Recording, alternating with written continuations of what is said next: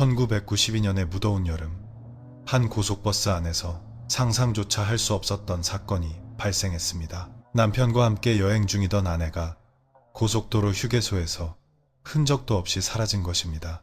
남편이 화장실에 다녀온 불과 10분도 채 안 되는 시간에 모든 일이 일어났습니다. 버스에 타고 있던 모든 승객들은 충격에 빠졌지만 아무도 무슨 일이 있었는지 정확히 알지 못했습니다.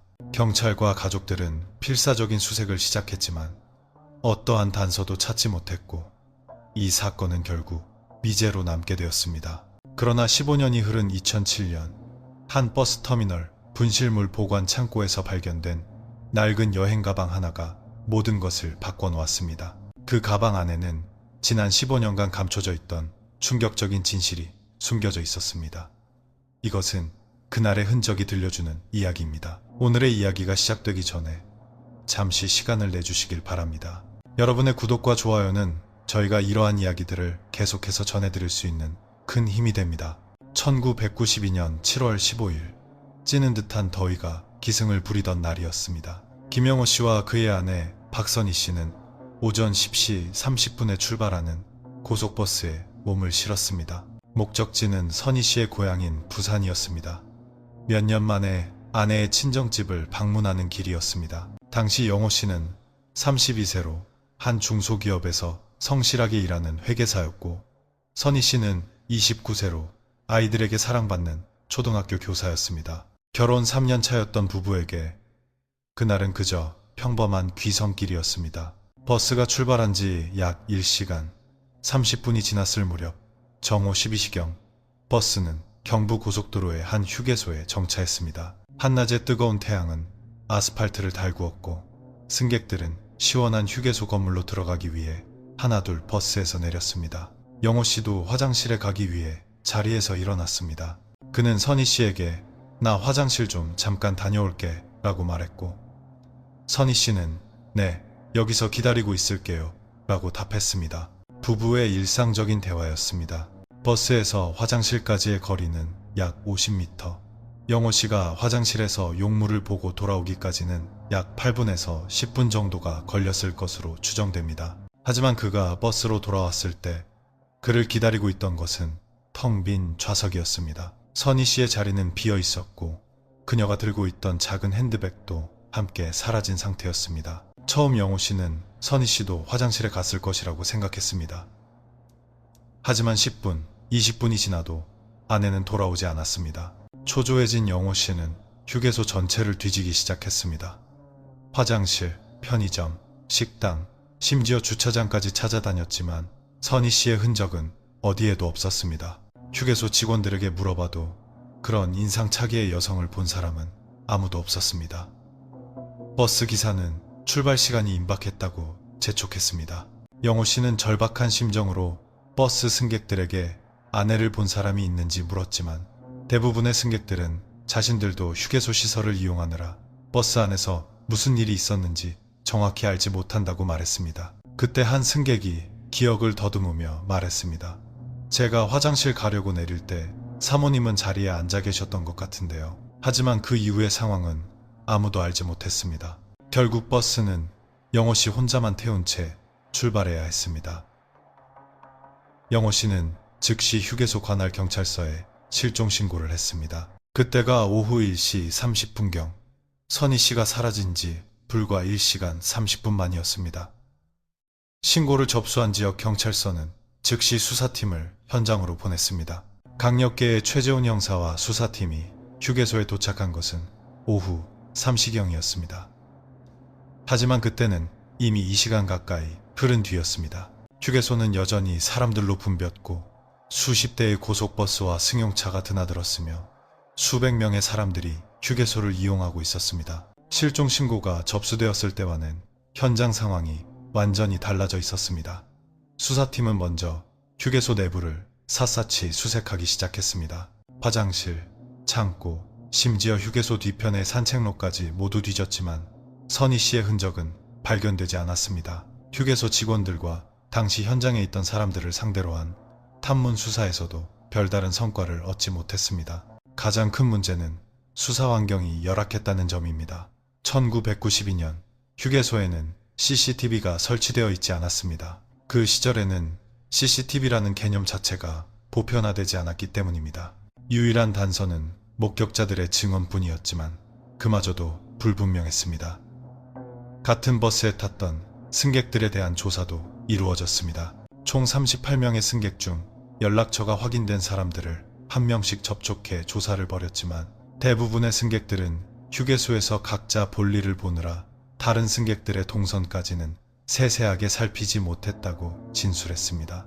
한 승객은 버스에서 내릴 때 젊은 부부가 앉아 있는 것을 봤다고 했고, 또 다른 승객은 한 여성이 휴게소에서 낯선 남자와 대화하는 것을 본 것 같다고 모호하게 진술했지만 그 여성이 선희 씨인지 그 남자가 누구인지는 확실하지 않았습니다. 수사팀은 휴게소를 중심으로 반경 10km 이내의 모든 지역을 수색했습니다. 인근 야산, 논밭, 강가, 심지어 폐가까지 샅샅이 뒤졌습니다. 경찰견까지 동원된 대대적인 수색이었지만 어떠한 단서도 나오지 않았습니다. 언론은 이 사건에 큰 관심을 보였습니다. 고속버스에서 사라진 여교사라는 제목의 기사가 연일 보도되었습니다. 선희 씨가 초등학교 교사라는 사실은 사회적 관심을 더욱 증폭시켰습니다. 교사라는 직업이 주는 신뢰와 안전의 이미지가 이런 사건과 대비되면서 사람들은 더 큰 충격을 받았습니다. 시민들의 제보도 빗발쳤습니다. 비슷한 여성을 봤다는 신고나 의심스러운 남성을 목격했다는 제보가 하루에도 수십 건씩 들어왔습니다. 수사팀은 모든 제보를 하나하나 확인했지만 대부분 착각이나 오인으로 밝혀졌습니다. 한편 선희 씨의 가족들도 자체적인 수색에 나섰습니다. 남편 영호 씨와 양가 가족들은 함께 실종자 전단지를 만들어 배포했습니다. 전단지에는 선희 씨의 사진과 실종 당일의 옷차림, 인상착의 등이 상세히 적혀 있었습니다. 학교도 적극적으로 나섰습니다. 선희 씨가 근무하던 초등학교의 동료 교사들과 학부모들은 자원봉사 수색대를 결성했습니다. 그들은 주말마다 선희 씨가 실종된 지역을 샅샅이 뒤지며 작은 단서라도 찾기 위해 노력했습니다. 시간이 흐를수록 단서는 희미해져 갔습니다. 일주일이 지나고 2주가 지나고 한 달이 지나도 선희 씨의 행방은 묘연했습니다. 수사팀은 동원할 수 있는 모든 방법을 사용했지만 진전은 없었습니다. 3개월 후 이 사건은 장기 미제 사건으로 분류되었습니다. 수사는 계속되었지만 새로운 사건들이 발생하면서 인력과 관심은 점차 다른 곳으로 옮겨갔습니다. 1992년의 수사 기술과 장비로는 더 이상 할 수 있는 것이 없었습니다. 사건이 미제로 남았지만 영호 씨는 기다림을 멈추지 않았습니다. 그는 매년 선희 씨의 생일과 실종 기념일이 되면 경찰서를 찾아 새로운 소식이 없는지 물었습니다. 처음 몇 년간은 담당 형사가 바뀔 때마다 새로운 시각으로 사건을 보면 놓쳤던 단서를 찾을 수 있지 않을까 하는 희망으로 사건 파일을 다시 검토하기도 했습니다. 하지만 시간이 흐르면서 그런 기대도 점차 줄어들었습니다. 90년대 중반 삐삐가 유행하기 시작하자 영호 씨는 혹시나 선희 씨나 그녀를 본 사람에게서 연락이 올까 싶어 삐삐를 하나 장만했습니다. 하지만 그의 삐삐로 들어오는 연락은 업무와 관련된 것들 뿐이었습니다. 90년대 후반 휴대전화가 보급되자 영호 씨는 기존의 집 전화번호와 함께 자신의 휴대전화 번호를 실종자 전단지에 추가하며 언제든 연락이 닿을 수 있도록 했습니다. 선희 씨가 일하던 학교에서도 그녀를 기억하는 사람들은 점차 줄어들었습니다. 새로운 교사들이 부임했고 선희 씨를 기억하던 동료들은 하나둘 다른 학교로 전근을 갔습니다. 그녀가 가르쳤던 아이들은 중학생, 고등학생이 되었고 어린 시절 선생님에 대한 기억도 희미해졌습니다. 하지만 몇몇 동료 교사들과 학부모들은 꾸준히 영호 씨에게 연락을 해왔습니다. 명절이나 선희 씨의 기념일이 되면 안부 전화를 걸어왔습니다. 이런 작은 관심이 영호 씨에게는 큰 힘이 되었습니다. 새천년에 들어서면서 인터넷이 보급되기 시작했습니다. 영호 씨는 컴퓨터를 배워 온라인 게시판에 실종자를 찾는 글을 올리기 시작했습니다. 당시 유행하던 포털 사이트의 커뮤니티에 선희 씨의 사진과 실종 경위를 자세히 올렸습니다. 인터넷을 통한 정보 확산은 기존의 전단지와는 비교할 수 없을 정도로 광범위했습니다. 전국 어디서든 인터넷만 연결되면 선희 씨의 실종 소식을 접할 수 있었습니다.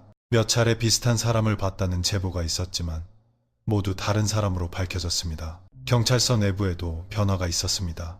과학수사 기법이 발전하면서 DNA 감식, 지문 분석 등 새로운 수사 방식이 도입되었습니다. 하지만 선희 씨의 사건은 대조할 만한 현장 증거물이 없어 이런 신기술을 적용할 수 없었습니다. 2000년대 초 전국적으로 장기 미제 사건에 대한 재검토가 시작되면서 선희 씨의 사건도 그 대상에 포함되었습니다. 당시 사건 담당자였던 최재훈 형사는 어느덧 팀장으로 승진해 있었고 여전히 이 사건을 기억하고 있었습니다. 최 팀장은 새로 부임한 젊은 형사들과 함께 사건 파일을 다시 검토했습니다. 당시의 진술 기록, 수색 기록, 제보 내용 등을 모두 다시 분석했지만 새로운 시각으로 봐도 특별한 단서는 발견되지 않았습니다. 그 사이 영호 씨는 40대 중반이 되었습니다. 주변에서는 재혼을 권하기도 했지만 그는 여전히 선희 씨를 기다렸습니다. 아내가 돌아올 때까지 기다릴 것이라는 그의 대답은 확고했습니다. 영호 씨의 어머니도 그런 아들의 마음을 이해했습니다. 매년 선희 씨의 생일과 기념일에는 함께 기도를 올렸습니다. 살아있든 죽었든 소식이라도 듣게 해달라는 간절한 기도였습니다. 언론의 관심도 예전 같지 않았습니다. 처음 몇 년간은 실종 기념일에 기사가 나오기도 했지만 시간이 흐르면서 그런 보도도 줄어들었습니다. 계속해서 새로운 사건들이 터지면서 과거의 미제 사건은 사람들의 기억 속에서 점차 잊혀갔습니다. 하지만 영호 씨는 결코 포기하지 않았습니다. 10년이 넘는 시간 동안 그는 한 달에 한 번씩 경찰서를 찾았습니다. 담당자가 바뀔 때마다 사건 내용을 다시 설명하고 새로운 단서나 흔적이 없는지 확인했습니다. 2000년대 중반 휴대전화에 카메라와 문자 메시지 기능이 보편화되면서 실종자를 찾는 새로운 방법들이 생겨났습니다. 영호 씨는 휴대전화로 선희 씨의 사진을 찍어 지인들에게 보내며 본 적이 있는지 묻기도 했습니다. 그리고 기나긴 15년의 세월이 흘렀습니다. 29세에 실종되었던 선희 씨는 이제 44세가 되었을 것입니다. 하지만 영호 씨의 기억 속 선희 씨는 여전히 29세의 젊은 모습 그대로였습니다. 그러던 2007년 3월의 어느 따스한 봄날, 서울 고속버스 터미널 분실물센터 직원인 이정자 씨는 여느 때처럼 낡은 분실물들을 정리하고 있었습니다. 42세 이정자 씨는 이 일을 10년 넘게 해온 베테랑이었습니다. 분실물 보관 창고 깊숙한 곳에는 주인이 찾아가지 않아 몇 년씩 보관된 물건들이 산더미처럼 쌓여 있었습니다. 규정상 일정 기간이 지나면 폐기 처분할 수 있었지만 이정자 씨는 혹시나 주인이 찾으러 올까 싶어 최대한 오랫동안 보관해 두려고 노력했습니다. 그날도 이정자 씨는 창고 정리를 위해 낡은 물건들을 하나씩 확인하고 있었습니다. 선반 위에는 먼지를 뒤집어 쓴 낡은 가방, 우산, 옷가지들이 놓여 있었습니다. 대부분 90년대나 2000년대 초반의 물건으로 보였습니다. 그때 이정자 씨의 눈에 유난히 낯선 가방 하나가 들어왔습니다. 작은 여행 가방이었는데 다른 물건들보다 유독 낡아 보였습니다. 갈색 가죽으로 만들어진 가방은 모서리가 해지고 표면이 발해 있었습니다. 가방에 붙어있는 접수 일자를 확인한 그녀는 깜짝 놀랐습니다. 1992년 7월이라고 적혀 있었기 때문입니다. 15년 전의 물건이었습니다. 이정자 씨가 이렇게 오래된 분실물을 본 것은 처음이었습니다. 가방에 달린 이름표를 자세히 들여다본 이정자 씨는 다시 한번 놀랐습니다. 이름표에 적힌 이름이 낯익었기 때문입니다. 박선이라고 선명하게 쓰여 있었습니다. 15년 전 터미널에서 실종된 여교사와 이름이 같았습니다. 이정자 씨는 당시의 사건을 기억하고 있었습니다. 터미널 직원들 사이에서도 오랫동안 회자될 만큼 충격적인 사건이었습니다. 혹시나 하는 마음에 이정자 씨는 가방을 열어보기로 했습니다. 가방 안에는 여러 물건이 들어 있었습니다. 여성용 옷가지 두세 벌, 화장품, 그리고 사진 몇 장이었습니다. 사진은 행복해 보이는 부부로 보이는 젊은 남녀가 함께 찍은 사진이었습니다. 더 놀라운 것은 안주머니에서 발견된 편지였습니다. 편지지에는 고운 필체로 누군가에게 보내는 글이 적혀 있었습니다. 어머니께 잘 지내시죠? 저희는 잘 지내고 있어요. 로 시작하는 편지였습니다. 편지의 내용과 필체, 가방 속 물건들을 종합해 볼 때 15년 전 실종된 박선희 씨의 가방일 가능성이 매우 높았습니다. 이정자 씨는 즉시 상사에게 보고했고 곧바로 경찰에 신고가 접수되었습니다. 신고를 받은 경찰서는 즉시 수사관들을 현장으로 보냈습니다. 다행히 당시 사건 담당자였던 최재훈 팀장이 여전히 같은 경찰서에서 근무하고 있었고 직접 현장으로 출동했습니다. 그가 15년 만에 다시 마주하게 된 사건의 유일한 물적 증거였습니다. 최 팀장은 가방을 꼼꼼히 살폈습니다. 겉보기에는 평범한 여행 가방이었지만 내용물은 명백히 개인 소지품들이었습니다. 특히 사진 속 여성의 모습은 실종 당시 가족들이 제공했던 박선희 씨의 사진과 매우 흡사했습니다. 하지만 15년이나 된 물건인 만큼 정확한 확인이 필요했습니다. 최 팀장은 가방과 내용물을 증거물로 수집하고 DNA 감식과 필적 감정을 통해 진짜 주인을 확인하기 위해 국립과학수사연구원에 감정을 의뢰했습니다. 이 소식은 곧 영호 씨에게도 전해졌습니다. 15년간 기다려온 그에게는 청천벽력과도 같은 소식이었습니다. 아내를 직접 찾은 것은 아니었지만 그녀의 흔적이라도 찾았다는 것은 엄청난 의미였습니다. 영호 씨는 즉시 경찰서로 달려갔습니다. 가방을 직접 확인한 그는 네, 제 아내 물건이 확실합니다. 라며 눈물을 쏟아냈습니다. 가방뿐만 아니라 안에 있던 옷까지 화장품 하나하나가 모두 선희 씨가 쓰던 물건들이었습니다. 특히 편지를 본 영호 씨는 더욱 확신했습니다. 편지의 필체는 분명 선희 씨의 것이었고 내용 또한 그녀가 평소 어머니에게 쓰던 말투와 일치했습니다. 하지만 한 가지 의문이 남았습니다. 이 가방은 어떻게 터미널 분실물 센터에 오게 된 것일까? 그리고 더 의아한 점은 왜 15년 전 사건 발생 당시에는 발견되지 않았던 것일까? 분실물 센터의 기록을 확인한 결과 놀라운 사실이 밝혀졌습니다. 이 가방은 사건 발생 당일 저녁 터미널 청소 직원에 의해 발견되어 분실물 센터에 맡겨졌던 것입니다. 하지만 당시의 혼란스러운 상황 속에서 경찰 수사팀과 분실물 센터 간의 정보 공유가 원활하게 이루어지지 않았던 것으로 보였습니다. 가방이 발견된 지 일주일 후 국과수의 감정 결과가 나왔습니다. DNA 감식 결과 가방에서 발견된 머리카락과 옷가지에서 추출한 유전 물질이 박선희 씨의 것과 일치했습니다. 가족들이 제공했던 선희 씨의 개인 소지품에서 추출한 DNA와 모든 것이 일치했습니다. 필적 감정 결과도 마찬가지였습니다. 가방에서 발견된 편지의 필체는 선희 씨가 학교에서 작성했던 여러 서류의 필체와 일치했습니다. 이로써 이 가방이 박선희 씨의 것임이 과학적으로 증명되었습니다. 하지만 더 중요한 것은 가방이 발견된 정황이었습니다. 최재훈 팀장은 15년 전 터미널의 구조와 청소 시스템을 다시 조사하며 당시 상황을 재구성했고 그 결과 놀라운 사실이 드러나기 시작했습니다. 1992년 터미널의 구조는 지금과는 많이 달랐습니다. 버스 승강장과 대합실 사이에는 여러 기둥과 벽이 있었고 승객들이 잠시 짐을 맡길 수 있는 임시 보관함이 근처에 설치되어 있었습니다. 당시 청소부로 일했던 김 씨를 수소문해 탐문한 결과 충격적인 증언을 확보했습니다. 이제 60대가 된 김 씨는 15년 전 그날을 똑똑히 기억하고 있었습니다. 그날 저녁 청소를 하다가 임시 보관함 뒤편에 떨어진 가방 하나를 발견했다는 것입니다.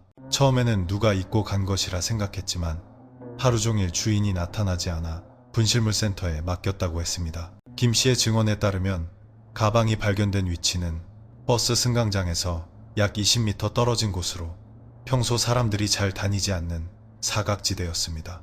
왜 가방이 그곳에 있었는지는 미스터리였습니다. 더욱 의심스러운 것은 가방의 상태였습니다. 김 씨는 가방이 마치 누가 급하게 숨겨놓은 것처럼 보관함 뒤쪽에 쑤셔박혀 있었다고 증언했습니다. 보통 승객이 부주의로 짐을 잃어버렸다면 눈에 잘 띄는 곳에 있었을 것입니다. 최 팀장은 당시 수사 기록을 다시 확인했습니다. 놀랍게도 분실물 센터로부터 가방을 인계받았다는 기록이 있음을 확인했습니다. 하지만 그 정보가 당시 수사팀에 제대로 전달되지 않았던 것입니다. 1992년에는 지금처럼 통합정보 시스템이 없었고 부서 간의 소통도 원활하지 않았습니다. 만약 이 가방이 당시 수사팀에 전달되었다면 사건의 양상은 완전히 달라졌을지도 모릅니다. 최 팀장은 15년 전 자신의 수사에 중대한 허점이 있었음을 인정하며 깊은 자책감을 느꼈습니다. 국과수에서는 가방에 대한 정밀 분석을 추가로 진행했습니다. 특수 현미경으로 가방 표면의 미세 흔적을 조사하고 내부에서 발견된 물질의 성분을 분석했습니다. 그 결과 가방 표면에서 여러 사람의 지문이 발견되었습니다. 선희 씨의 지문 외에 신원 미상의 지문 2개가 더 있었습니다. 그중 하나는 터미널 청소 직원의 것으로 확인되었지만 나머지 하나는 신원을 알 수 없었습니다. 더 중요한 발견은 가방 안쪽에서 발견된 섬유 조각이었습니다. 이 섬유는 선희 씨가 실종 당일 입고 있던 옷과는 다른 재질로 남성용 면 셔츠에서 나온 것으로 추정되었습니다. 최재훈 팀장은 이 새로운 증거들을 바탕으로 사건을 재구성하기 시작했습니다. 선희 씨가 휴게소에서 누군가를 만났고 그와 함께 터미널까지 오게 된 상황, 그리고 가방이 그곳에 남겨진 상황에 대한 가능성을 추론했습니다. 한 가지 가설은 선희 씨가 휴게소에서 낯선 남자에게 접근당했고 그 남자와 함께 터미널로 이동했다는 것입니다. 하지만 왜 터미널에 가방만 남겨두고 선희 씨는 사라졌는지는 설명하기 어려웠습니다. 또 다른 가설은 선희 씨가 어떤 이유로 스스로 가방을 숨겼다는 것이지만 이 경우 남편에게 알리지 않고 어디로 갔는지에 대한 의문이 남았습니다. 수사팀은 당시 터미널 주변에서 일했던 모든 직원들을 다시 탐문하기 시작했습니다. 15년이라는 긴 시간이 흘렀지만 몇몇은 당시 상황을 어렴풋이 기억하고 있었습니다. 터미널의 한 매점 상인은 그날 저녁 한 젊은 여성이 남자와 함께 터미널로 들어오는 것을 본 것 같다고 증언했습니다. 하지만 당시에는 워낙 드나드는 사람이 많아 유심히 보지는 못했다고 했습니다. 또 다른 경비원은 그날 밤 터미널 한쪽 구석에서 시끄러운 소리가 났던 것을 기억했지만 무슨 일인지 정확히 확인하지는 않았다고 말했습니다. 이들의 증언을 종합해 볼 때 선희 씨가 실종 당일 터미널에 도착했을 가능성은 매우 높아졌습니다. 하지만 그 이후의 행적은 여전히 미궁 속에 있었습니다. 가방 발견 소식이 언론에 보도된 지 2주 후 경찰서로 뜻밖의 전화 한 통이 걸려왔습니다. 전화를 건 사람은 39세의 남성 윤성호 씨였습니다. 그는 15년 전 바로 그 고속버스에 탔던 승객 중 한 명이었습니다. 당시 24세의 대학생이었던 그는 고향 집에 내려가기 위해 그 버스를 탔다고 했습니다. 15년이 지나 그는 지방의 한 중소기업에서 과장으로 일하고 있었습니다. 그때는 별 생각 없이 넘겼는데 뉴스를 보고 나니 제가 봤던 것이 중요한 단서가 될 수도 있겠다는 생각이 들어 연락했습니다. 윤 씨의 증언은 사건의 방향을 완전히 바꿀 수 있는 내용이었습니다. 그는 휴게소에서 벌어졌던 상황을 놀라울 정도로 상세하게 기억하고 있었습니다. 저도 화장실에 가려고 버스에서 내렸어요. 그때 앞자리에 앉아있던 젊은 부부를 봤죠. 남편분이 먼저 내리시고 아내분은 자리에 남아 계셨어요. 윤 씨는 화장실에서 돌아오는 길에 이상한 광경을 목격했다고 말했습니다. 낯선 남자 한 명이 버스 근처에서 혼자 앉아있던 여성에게 다가가 말을 걸고 있었다는 것입니다. 처음에는 아는 사람인 줄 알았어요. 그런데 여성분 표정이 좀 놀란 것 같더라고요. 남자는 30대 초반으로 보였고 키가 크고 마른 체형이었습니다. 더 중요한 것은 그 이후의 상황이었습니다. 윤 씨는 그 남자가 여성의 가방을 들고 버스에서 내리도록 재촉하는 것을 봤다고 증언했습니다. 남자가 무슨 급한 일이 생긴 것처럼 말하면서 여자를 재촉했어요. 여자분은 망설이는 듯 했지만 결국 가방을 들고 남자를 따라 내렸습니다. 윤 씨는 당시에는 아는 사람들끼리의 평범한 대화라고 생각해 별다른 의심을 하지 않았다고 했습니다.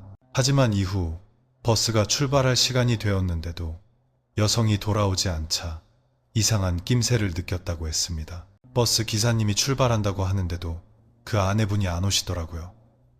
남편분이 애타게 찾는 모습을 보고서야 뭔가 잘못됐다는 걸 알았죠. 왜 당시에는 그토록 중요한 증언을 하지 않았을까? 윤 씨는 당시 상황을 솔직하게 털어놓았습니다. 경찰 조사 때 묻기는 했는데 저는 그냥 아는 사람과 이야기하는 줄로만 알았어요.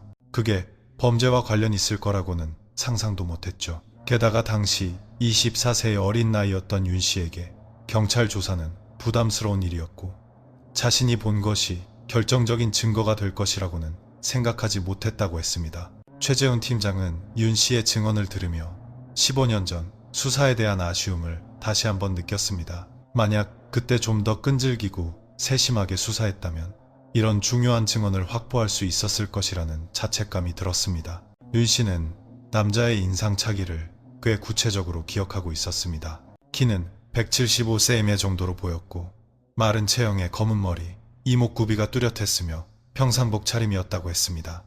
가장 인상 깊었던 건 그 남자의 말투였어요. 경상도 사투리 같았는데 목소리가 좀 허스키했죠.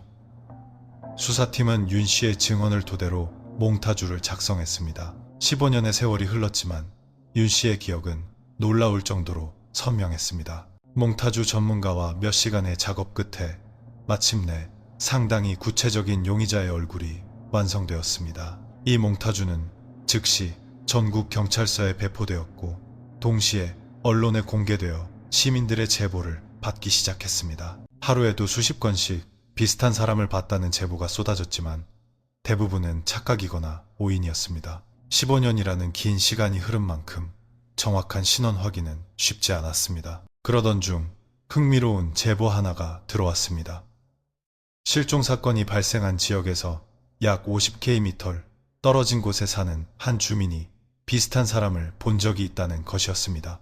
제보자는 그 지역에서 작은 식당을 운영하는 여성이었습니다. 1992년 그녀는 실종 사건이 발생하고 며칠 뒤 몽타주와 비슷한 남자가 자신의 식당에 온 적이 있다고 증언했습니다. 그때 그 남자는 유난히 초조해 보였어요. 밥을 시켜놓고 제대로 먹지도 못하고 계속 밖을 내다보더라고요. 더 중요한 것은 그 남자가 여성용 장신구 하나를 가지고 있었다는 증언이었습니다. 그때 작은 목걸이 같은 거였는데 그걸 계속 만지작거리더라고요. 지금 생각하니 이상하죠. 남자가 왜 여자 목걸이를 가지고 있었을까 싶어서요. 이들의 증언이 모두 사실이라면 윤 씨가 목격한 남자가 선희 씨를 어딘가로 데려가 며칠간 그 지역에 머물렀을 가능성이 높았고 선희 씨의 소지품 일부를 가지고 있었을 수도 있었습니다. 윤 씨의 증언과 식당 주인의 제보로 수사는 새로운 국면을 맞았습니다. 경찰은 몽타주와 진술을 토대로 전국 범죄자 데이터베이스를 검색하기 시작했습니다. 특히 1992년을 전후해 유사한 범죄 전력이 있는 인물들을 집중적으로 확인했습니다. 2000년대에 구축된 통합범죄자 데이터베이스는 과거와는 비교할 수 없을 정도로 정교했습니다. 인상착의, 범죄 유형, 지역별 범행 패턴 등을 종합적으로 분석할 수 있었습니다. 수사팀은 성폭행이나 납치 전과가 있으면서 몽타주와 인상착의가 비슷한 용의자들을 주목했습니다. 그 결과 전국적으로 약 20여 명의 용의자가 추려졌습니다. 그중 유독 눈에 띄는 인물이 한 명 있었습니다. 당시 32세였던 정민수라는 남자였습니다. 그는 1990년과 1991년에 각각 성폭행과 절도 혐의로 처벌받은 전력이 있었습니다. 정민수의 신상 정보를 확인한 결과 그의 키와 체형은 윤 씨의 증언과 거의 일치했습니다. 또한 그가 경상도 출신으로 사투리를 쓴다는 점도 들어맞았습니다. 더 중요한 사실은 1992년 당시 그가 실종사건 발생지 근처에 거주했다는 점이었습니다. 하지만 정민수를 찾는 것은 쉽지 않았습니다. 15년이라는 긴 시간 동안 그는 여러 차례 주거지를 옮겼고 최근 몇 년간은 주소지가 불분명했습니다. 가족과의 연락도 오래전에 끊긴 상태였습니다. 수사팀은 정민수의 과거 행적을 추적하기 시작했습니다. 그가 일했던 직장, 거주했던 지역, 교류했던 사람들을 하나씩 찾아다니며 단서를 모았습니다. 그 과정에서 놀라운 사실이 드러났습니다.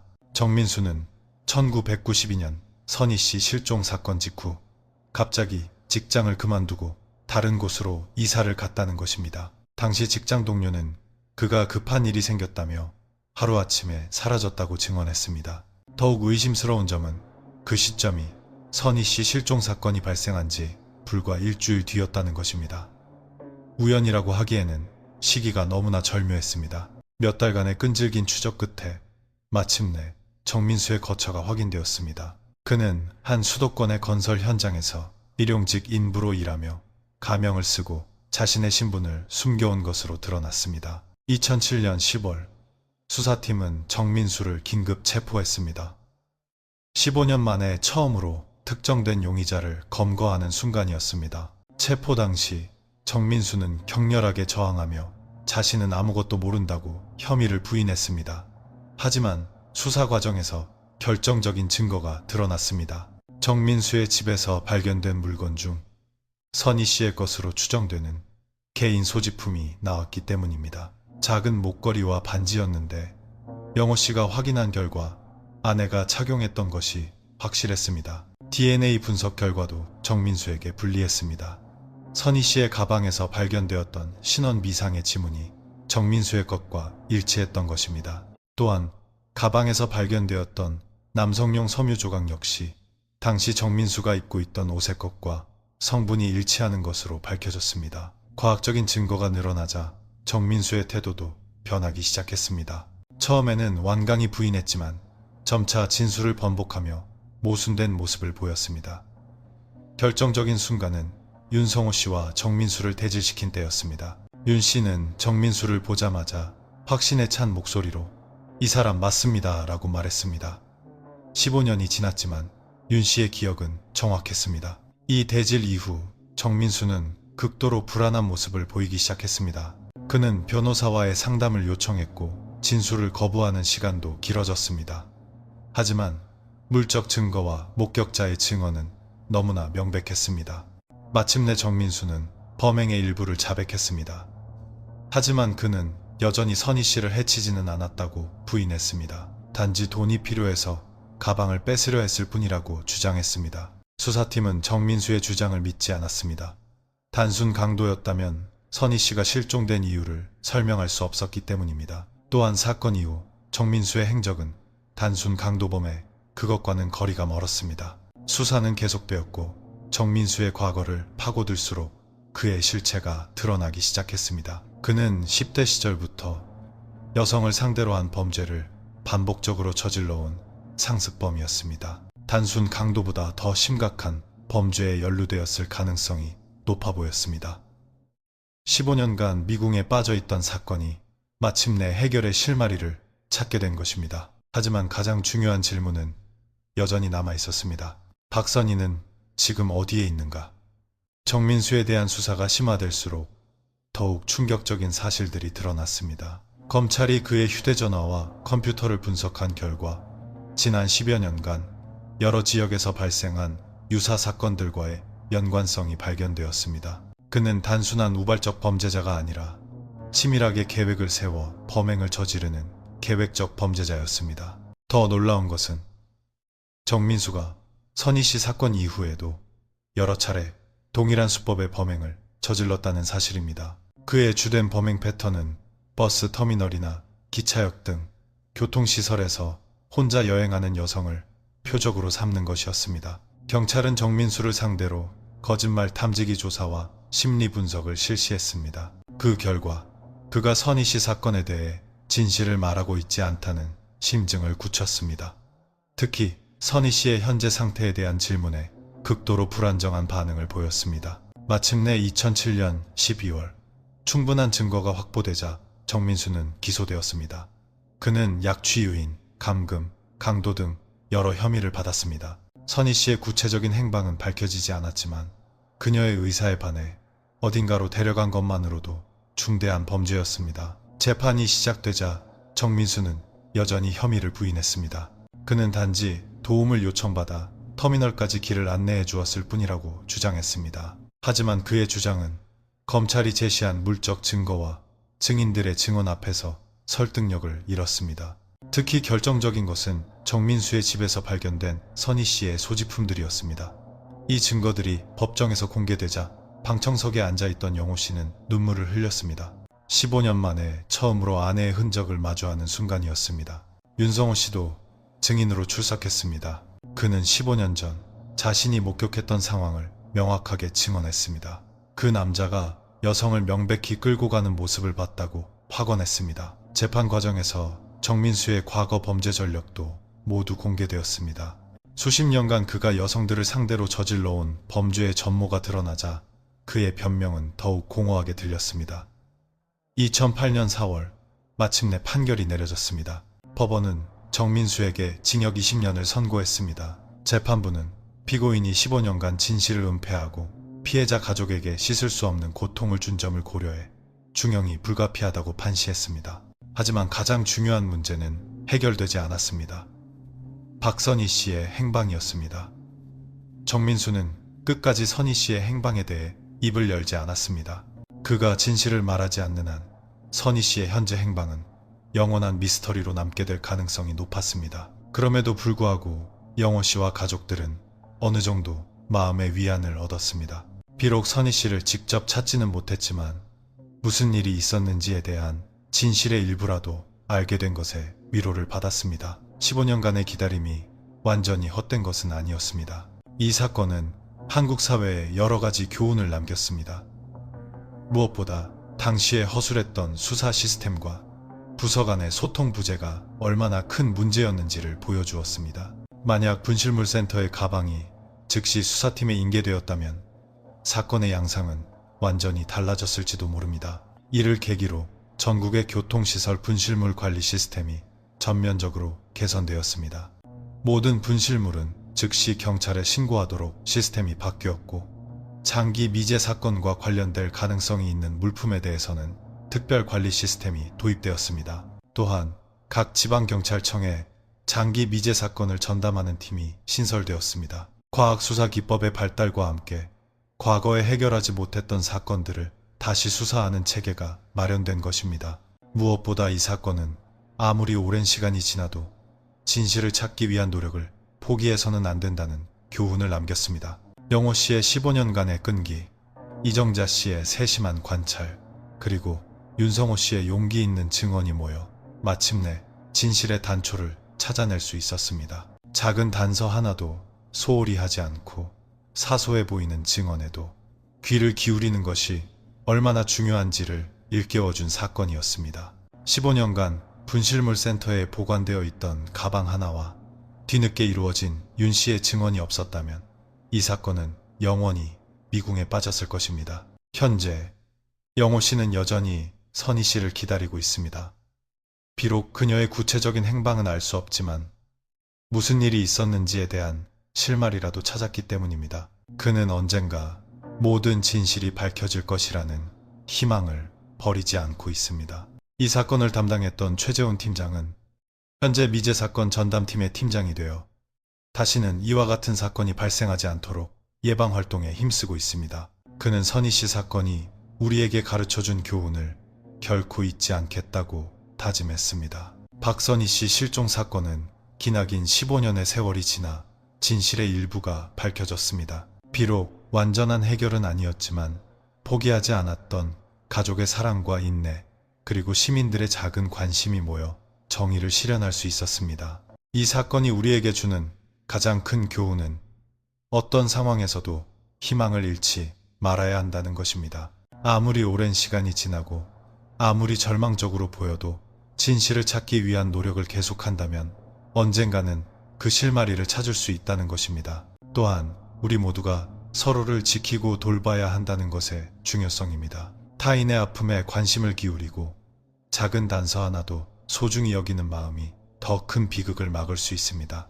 무엇보다 다시는 이런 일이 발생하지 않도록 우리 사회가 더 안전해져야 합니다. 개인의 안전을 지키는 시스템을 구축하고 범죄 예방을 위한 노력을 계속해야 할 것입니다. 그날의 흔적은 세상이 기억해야 할 사람들의 이야기를 계속해서 전해드릴 것입니다. 구독과 좋아요는 그 기억을 더 널리 퍼뜨리는 힘이 됩니다. 시청해주셔서 감사합니다.